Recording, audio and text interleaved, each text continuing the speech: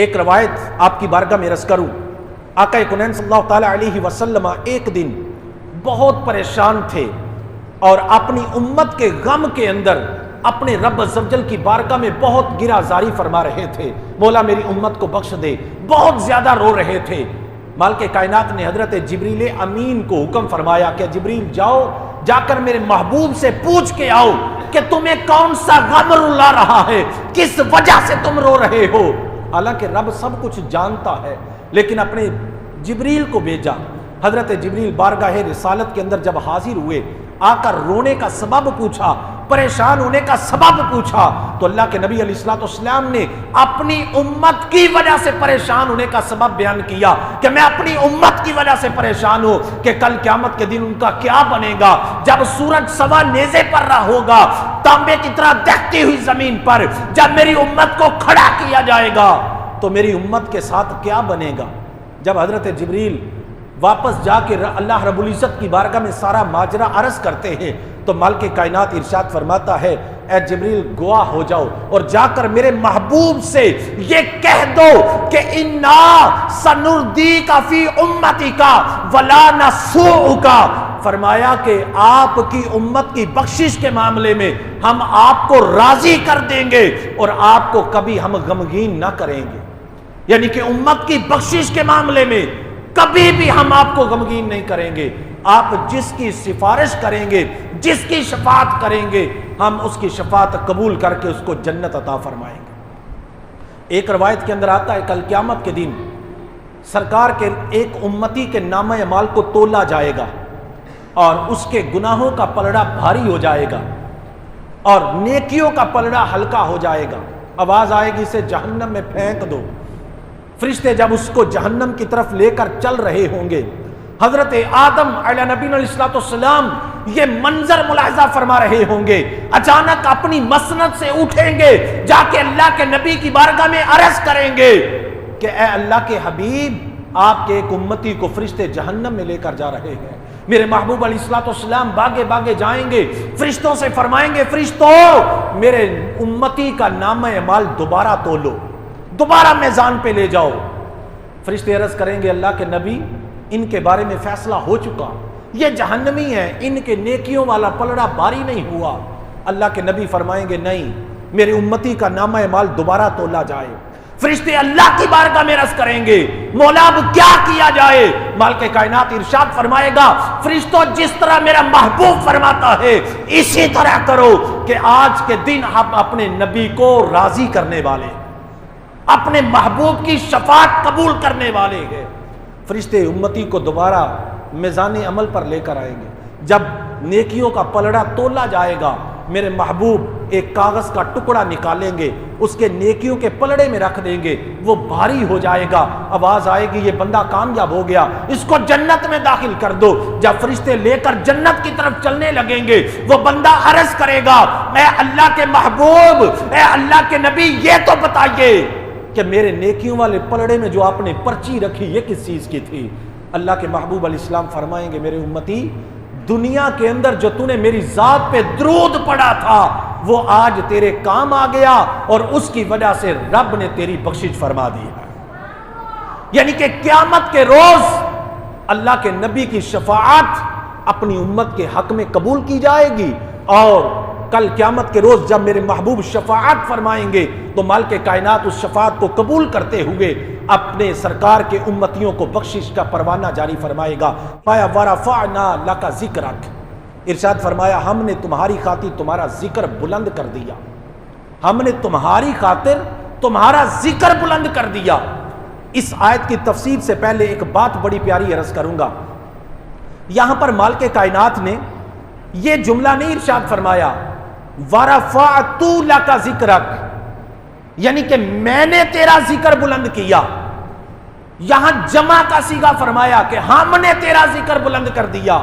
یہ بڑی پیاری بات ہے کہ جب کسی منصب والے کا ذکر کیا جائے، جب کسی مقام والے کو بلایا جائے، یا دنیا کے اندر بھی جب ہم کسی اپنے بڑے کو بلاتے ہیں، اپنے والد کو بلاتے ہیں یا کسی اور بڑے کو بلائیں، تو ہم بڑے ادب کے ساتھ نام لیتے ہیں کہ آپ یہاں تشریف لے آئیے، آپ یہاں بیٹھ جائیے، ہم ادب کے ساتھ بلاتے ہیں۔ مالک کائنات نے جب اپنے محبوب کی رفعت کا ذکر کیا، اپنے محبوب کے ذکر کا ذکر کیا، تو یہ نہیں فرمایا وَرَفَعْتُ لَكَ کہ محبوب میں نے تیرا ذکر بلند کیا، بلکہ فرمایا وَرَفَعْنَا لَكَ اے نبی ہم نے تیرے ذکر کو بلند فرما دیا۔ اور محبوب کا ذکر کیسا بلند کیا؟ اس کائنات کے اندر بندہ جتنا مرضی کلمہ پڑھتا رہے، رٹا لگاتا رہے، لا الہ الا اللہ، لا الہ الا اللہ، علماء فرماتے ہیں وہ بندہ مسلمان نہیں ہو سکتا جب تک محمد الرسول اللہ کا جملہ نہ بولے۔ یعنی کہ اپنے محبوب کے ذکر کو رب کائنات نے اس انداز سے بلند کیا ہے کہ قیامت تک وہ ایمان والا ہو ہی نہیں سکتا جب تک لا الہ الا اللہ کے ساتھ محمد الرسول اللہ نہ بولے۔ کائنات کے اندر جب بھی نبی کا ذکر کیا جائے گا، اس کے ساتھ جب بھی رب کائنات کا ذکر کیا جائے گا، اس کے ساتھ نبی کا ذکر کیا جائے گا۔ اذان پڑھنے والا دیکھ لے، جہاں پہ اللہ تبارک و تعالیٰ کا نام بلند کرتا ہے اس کے ساتھ محمد الرسول اللہ کا نام بلند کرتا ہے۔ نماز کے اندر دیکھ لے، جہاں پہ رب کائنات کا ذکر کیا جاتا ہے وہاں پہ اشہد ان محمد الرسول اللہ کا ذکر کیا جاتا ہے۔ قرآن کے اندر دیکھ لے، مالک کائنات نے جہاں پہ اپنا ذکر فرمایا وہیں پہ اپنے محبوب کا ذکر فرمایا اور اپنی اطاعت کو محبوب کی اطاعت قرار دیا اور فرمایا وَمَن يُطِعِ الرَّسُولَ فَقَدْ أَطَاعَ اللَّهَ، جس نے میرے رسول کی اطاعت کی اس نے میری اطاعت کی۔ یہاں پر ایک بات عرض کرتا چلوں، یہودی لوگ یہ حضرت موسیٰ کلیم اللہ علیہ نبی علیہ السلام کو مانتے، لیکن جب میرے آقا نے اعلان نبوت فرمایا پچھلے جتنے دین تھے سارے کے سارے منسوخ کر دیے گئے۔ یہودیوں کا ایک گروہ اللہ کے نبی کی بارگاہ میں حاضر تھا۔ کعب بن اشرف یہودی بہت بڑا ایک عالم سمجھا جاتا تھا یہودیوں کا، آ کر کہنے لگے کہ ہم اپنے رب کو مانتے ہیں، کیونکہ یہودی حضرت موسیٰ کو مانتے ہیں تو رب کو بھی مانتے ہیں۔ کہنے لگے ہم اپنے رب کو مانتے ہیں، تمہیں نہیں مانیں گے، ہم اس کی عبادت کریں گے اور جنت حاصل کر لیں گے، ہم تیرا کلمہ نہیں پڑھیں گے، تجھے اے نبی نہیں مانیں گے۔ جب انہوں نے یہ جملہ بولا نا تو مالک کائنات نے فوراً حضرت جبریل کو قرآن کی ایک آیت دے کر بھیجا، فرمایا جبریل جاؤ میرے محبوب کی بارگاہ میں جا کے ان لوگوں کو یہ پیغام دے آؤ کہ کل ان کنتم تحبون اللہ فاتبعونی یحببکم اللہ، اے محبوب ان سے کہہ دیجئے اگر تم اللہ سے محبت کرنا چاہتے ہو تو پہلے میرے محبوب سے محبت کرو، پہلے میرے محبوب کی اتباع کرو۔ جب محبوب کی اتباع کرو گے تو یحببکم اللہ، رب تم سے خود ہی پیار کرنے لگ جائے گا، رب تم سے خود محبت فرمائے گا۔ تو اس آیت سے بھی یہ پتا چلا کہ اگر ہم رب سے محبت کرنا چاہتے ہیں، اپنے رب کے قریب ہونا چاہتے ہیں تو پہلے محبوب کو ماننا پڑے گا، پہلے محبوب کی اطاعت اور فرما برداری کرنی پڑے گی، پھر رب راضی ہوگا۔ تو پیارے محبوب علیہ الصلوۃ والسلام کے ذکر کو مالک کائنات نے اپنا ذکر قرار دیا، فرمایا میرے محبوب جہاں پہ تیرا ذکر ہوگا ساتھ میرا ذکر ہوگا، اور جہاں پہ تیرا ذکر نہیں ہوگا، جہاں پہ تیرا نام نہیں ہوگا، نام لینے والا دن رات میرا نام لیتا رہے اس کا نام لینا قابل قبول نہیں ہوگا۔ فرمایا وَرَفَعْنَا لَكَ ذِكْرَكَ، محبوب ہم نے تیرے ذکر کو بلند کر دیا ہے۔ حضرت سیدنا ابو سعید خدری رضی اللہ تعالیٰ عنہ ایک روایت نقل کرتے ہیں، آقا کونین صلی اللہ تعالیٰ علیہ وسلم نے حضرت جبریل سے اس آیت کے بارے میں پوچھا کہ جبریل اس آیت کے بارے میں تم کیا ارشاد فرماتے ہو؟ حضرت جبریل امین فرمانے لگے کہ اللہ تبارک و تعالیٰ فرماتا ہے کہ آپ کے ذکر کی بلندی یہ ہے کہ جب میرا ذکر کیا جائے گا تو میرے ذکر کے ساتھ محبوب تیرا ذکر بھی کیا جائے گا۔ تو صرف اللہ اللہ کہنے سے کچھ نہیں ہوتا جب تک محمد الرسول اللہ نہ کہا جائے، جب محبوب کی اتباع اور فرما برداری نہ کی جائے تو خالی اللہ کا نام لینے سے کچھ بھی نہیں ہوگا۔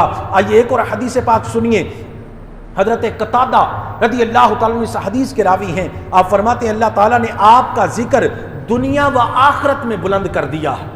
وَرَفَعْنَا لَكَ ذِكْرَكَ کی تفسیر میں فرمایا کہ آپ کا ذکر دنیا اور آخرت میں بلند کر دیا ہے کہ ہر خطیب، ہر تشہد پڑھنے والا جیسے ہی اشہد ان لا الہ الا اللہ پڑھتا ہے اس کے ساتھ اشہد ان محمد رسول اللہ بھی پڑھتا ہے. یعنی کہ ہر اذان پڑھنے والا بھی اپنے محبوب کا ذکر بھی کرتا ہے، رب کا ذکر بھی کرتا ہے. رسول کریم علیہ الصلوۃ والسلام کے ذکر کی بلندی ایک یہ بھی ہے کہ اللہ تعالیٰ نے اپنے نام کی طرف ان کے نام کی نسبت فرمائی. دیگر انبیاء کو قرآن کے اندر نام لے کر ذکر فرمایا، ان کو نام لے کر پکارا، لیکن جب میرے اور آپ کے نبی کو پکارا گیا تو کہیں پر رب نے فرمایا یا ایھا النبی، کہیں فرمایا یا ایھا المزمل، کہیں فرمایا یا ایھا المدثر، کہیں فرمایا النبی اولا بالمؤمنین، کہیں فرمایا تلک الرسل فضلنا بعضهم علی بعض، کہیں پہ فرمایا والضحی واللیل اذا سجا، کہیں پہ فرمایا الم نشرح لک صدرک. یعنی کہ نبی کے ذکر کی بلندی میں سے ایک یہ بھی بلندی ہے کہ رب کائنات نے قرآن کے اندر اپنے نبی کو نام لے کر نہیں پکارا بلکہ اپنے نبی کے اوصاف کے ساتھ اپنا پکارا ہے. اپنا نام جو ہے نبی کے نام کے ساتھ اپنے نام کو ذکر فرمایا ہے.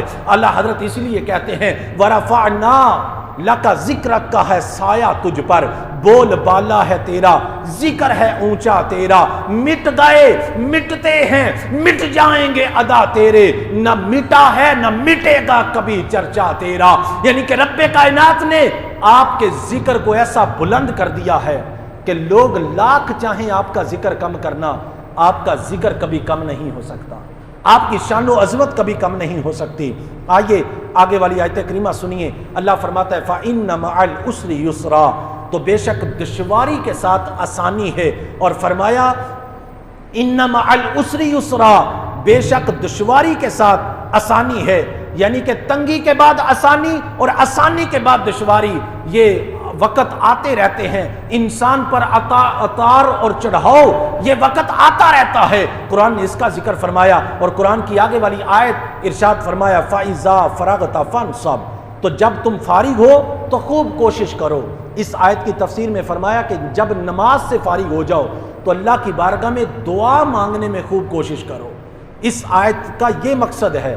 اور اس کے اندر رب کائنات نے اپنے محبوب سے فرمایا جب نماز پڑھ لو تو میری بارگاہ میں دعا مانگا کرو، خوب کوشش کیا کرو. تو اس کے اندر ہمارے لیے بھی سبق ہے، ہمارے لیے بھی تلقین ہے کہ جب ہم نماز سے فارغ ہو جائیں تو اللہ کی بارگاہ میں خوب دعا کریں، اللہ کی بارگاہ سے خوب مانگیں. اس کا حکم دیا گیا ہے. آگے والی آیت کریمہ سنیے. ارشاد فرمایا وَإِلَىٰ رَبِّكَ فَارْغَب، اور اپنے رب ہی کی طرف رغبت رکھو. یعنی کہ جب بھی دعا کرو تو اپنے رب سے مانگو، اپنے رب کی طرف رغبت کرو کہ وہی عطا کرنے والا ہے، جس نے مشکل دی ہے وہی آسانیاں پیدا کرنے والا ہے، وہی راہیں کھولنے والا ہے، وہی سارے معاملات درست کرنے والا ہے. اس لیے ہمیں اپنے رب کی بارگاہ میں دعا کرتے رہنا چاہیے اور نماز پڑھنی چاہیے اور نماز کے بعد اپنے رب سے خوب مانگنا چاہیے، خوب دعا کرنی چاہیے کہ اس کا حکم رب کائنات نے قرآن کے اندر اپنے محبوب علیہ الصلوۃ والسلام کو ارشاد فرمایا ہے. تو پیارے محترم اسلامی بھائیوں، قرآن کی یہ سورت علم نشرح جو ہے یہ اپنے محبوب کی شان و عظمت کو بیان کرتی ہے. محبوب کی شان پر یہ اترنے والی قرآن کی یہ آیت ہے جس کی چند آیات کریمہ کے اندر مالک کائنات نے اپنے محبوب کے عالی منصب کو بیان فرمایا ہے. اور یہ قرآن کی جو آیت ہے وَرَفَعْنَا لَكَ ذِكْرَكَ، اس نے اپنے محبوب کی بہت زیادہ شان و عظمت کو بیان کیا ہے کہ محبوب ہم نے تیرے ذکر کو بلند کر دیا ہے. یعنی کہ قیامت تک میرے نبی کا ذکر بلند رہے گا. بدبخت جتنا بھی چاہے نبی کا ذکر کم کرنے، لوگ جتنا بھی چاہے نبی کا ذکر کم ہو جائے، کبھی بھی نبی کا ذکر کم نہیں ہو سکتا. کیونکہ قرآن میں خود رب نے فرما دیا کہ محبوب میں نے تیرے ذکر کو بلند کر دیا ہے. اور قیامت کے روز بھی میرے محبوب کا ہی ذکر ہوگا کہ فقط اتنا سبب ہے انعقاد بزم محشر کا کہ ان کی شان محبوبی دکھائی جانے والی ہے کہ جہاں پہ سارے انبیاء کہہ رہے ہوں گے اذهبوا الى غیری، اذهبوا الى غیری، کہ جاؤ کسی اور کے در پر چلے جاؤ. میرا محبوب کہہ رہا ہوگا آنا لہا، آنا لہا، آج میں تمہارے لیے ہوں. میرا محبوب سجدے میں ہوگا، اللہ کی بارگاہ میں اپنی امت کی شفاعت کر رہا ہوگا. تو فرمایا فقط اتنا سبب ہے انعقاد بزم محشر کا کہ ان کی شان محبوبی دکھائی جانے والی ہے. رب نے دنیا کے اندر بھی اور آخرت کے اندر بھی ہمارے اور آپ کے، میرے اور آپ کے نبی کے ذکر کو بلند کیا ہے. فرمایا وَرَفَعْنَا لَكَ ذِكْرَكَ، محبوب ہم نے تیرے ذکر کو بلند کر دیا ہے. مالک کائنات ہمیں اپنے محبوب کی شانوں کو سمجھنے کی توفیق عطا فرمائے۔ پیارے محترم اسلامی بھائیوں، قرآن کو کبھی ترجمے کے ساتھ پڑھیں، تفسیر کے ساتھ پڑھیں، کس انداز سے میرے محبوب کی شانوں کو بیان کیا جاتا ہے، آپ کے سینوں کے اندر ٹھنڈک پڑے گی، محبوب کی شان و عظمت مزید بڑھے گی کہ میرے محبوب کو ایسے ایسے مقامات عطا کیے گئے ہیں۔ اللہ رب العزت ہمیں عمل کی توفیق عطا فرمائے، اپنے محبوب کی شانوں کو سمجھنے کی توفیق عطا فرمائے، آمین بجاہ نبی الامین صلی اللہ تعالی